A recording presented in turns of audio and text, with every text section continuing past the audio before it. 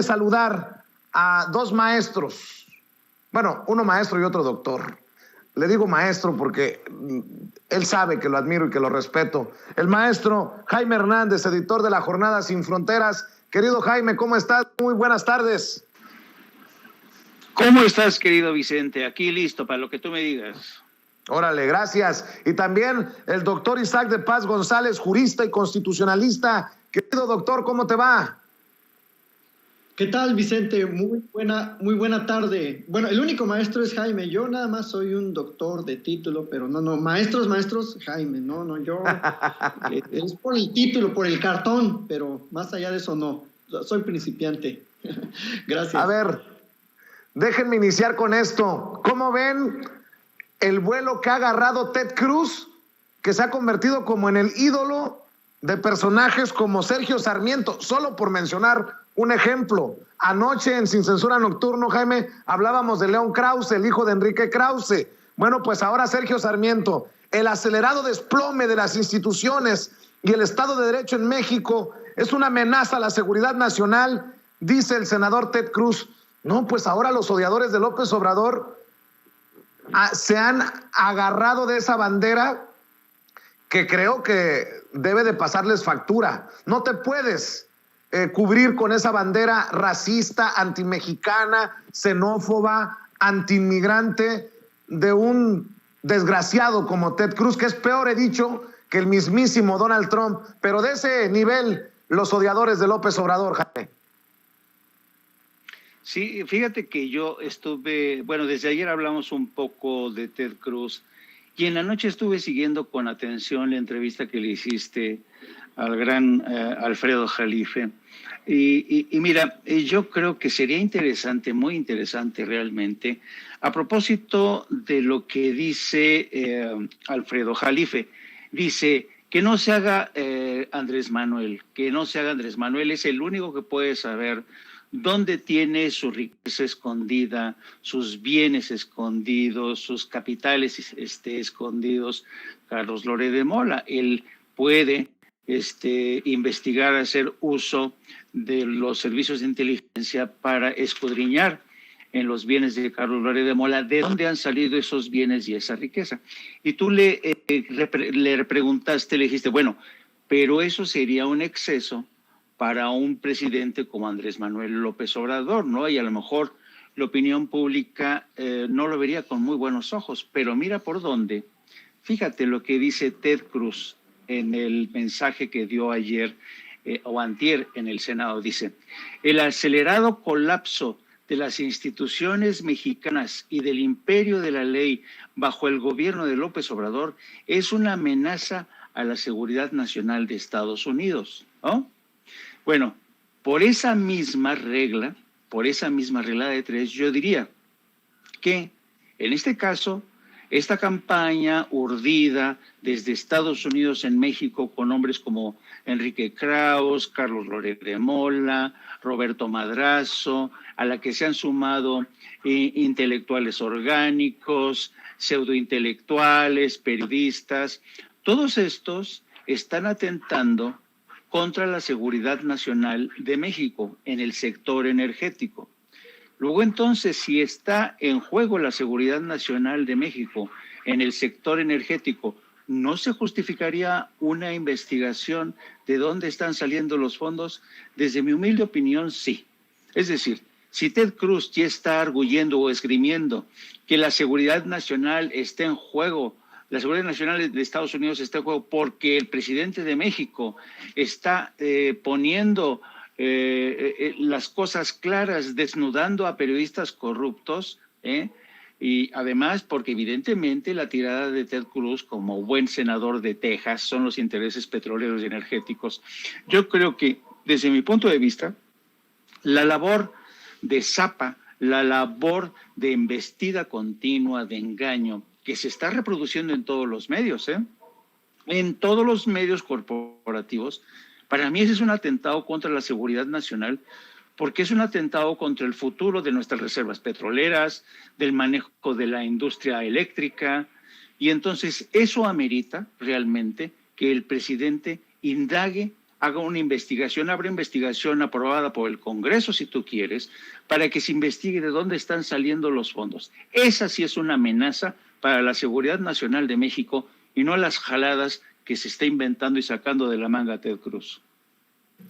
Buen punto. No lo había analizado desde esa perspectiva, querido Jaime Hernández. ¿Cómo ves esta situación, doctor Isaac de Paz González? Bueno, Vicente y Jaime, creo que primero habría que aclarar que Ted Cruz a lo mejor se refiere a las instituciones de derecha, racistas, discriminadoras, corporativas.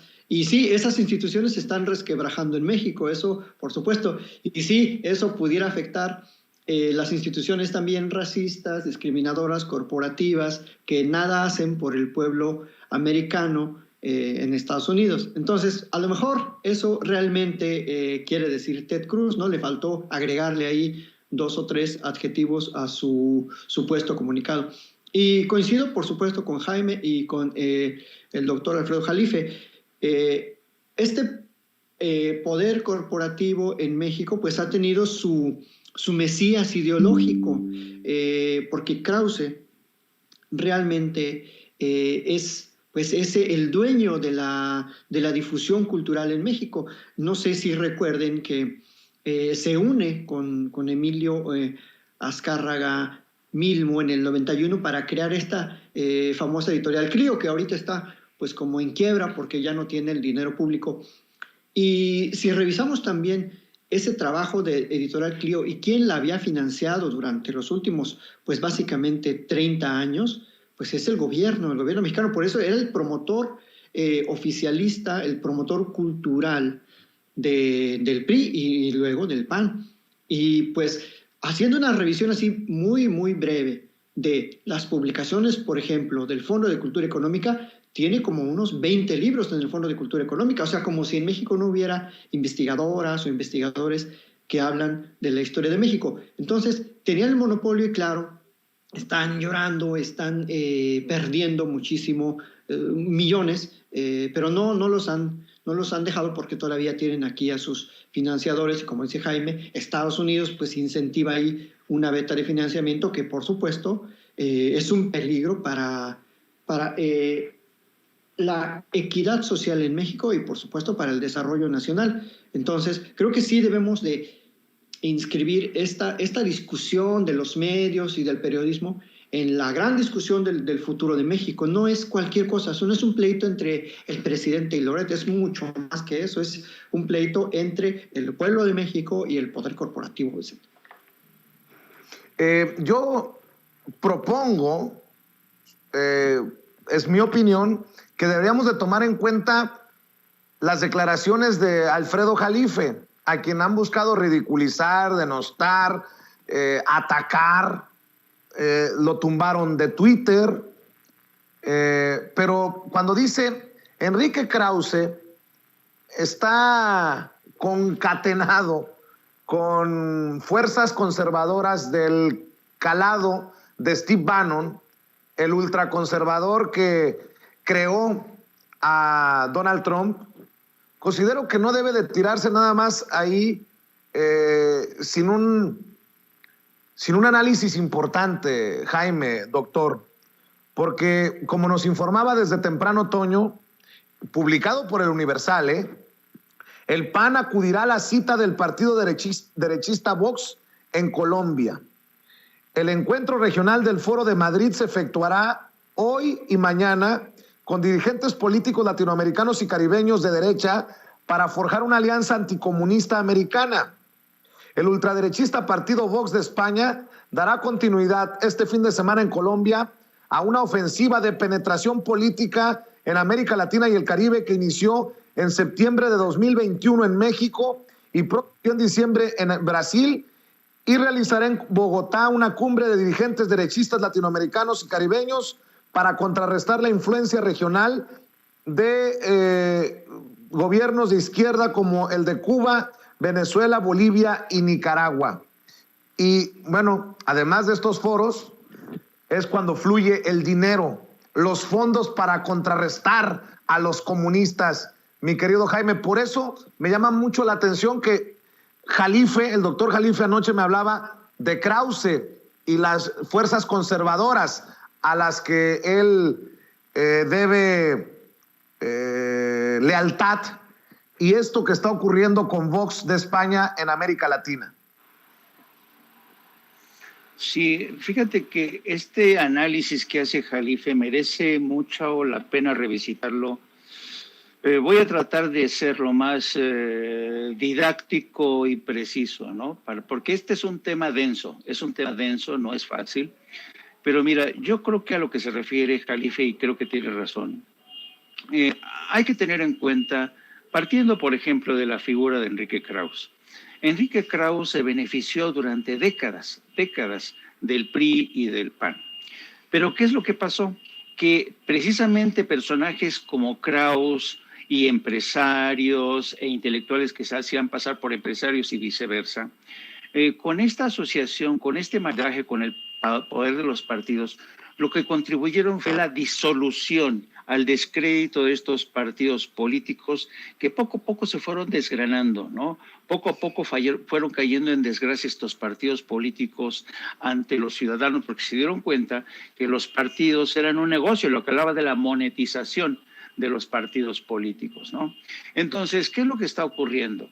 Ante la caída de estos partidos por el descrédito, porque son corruptos, porque roban las elecciones, la derecha se dio cuenta que necesitaban de nuevas fuerzas políticas, crear otros partidos que respiraban por la vena conservadora, nacionalista, antiinmigrante, y además porque la vena nacionalista les permite justificar mucho la monetización de empresas nacionales o del capitalismo que defiende las libertades. Eso es la extrema derecha y la derecha conservadora. Entonces, precisamente es el vehículo ideal de la derecha, explotar, crear estos partidos como Vox para abrir brecha y seguir abriendo brecha y explotando recursos, ensanchando aún más la desigualdad. Bueno, creo que se nos ha ido Jaime Hernández mientras regresa al sistema. Déjenme ver qué me dice el equipo de producción en Chicago. Voy con el doctor Isaac de Paz González para que nos dé su opinión sobre este planteamiento que hacía a la mesa de diálogo, doctor.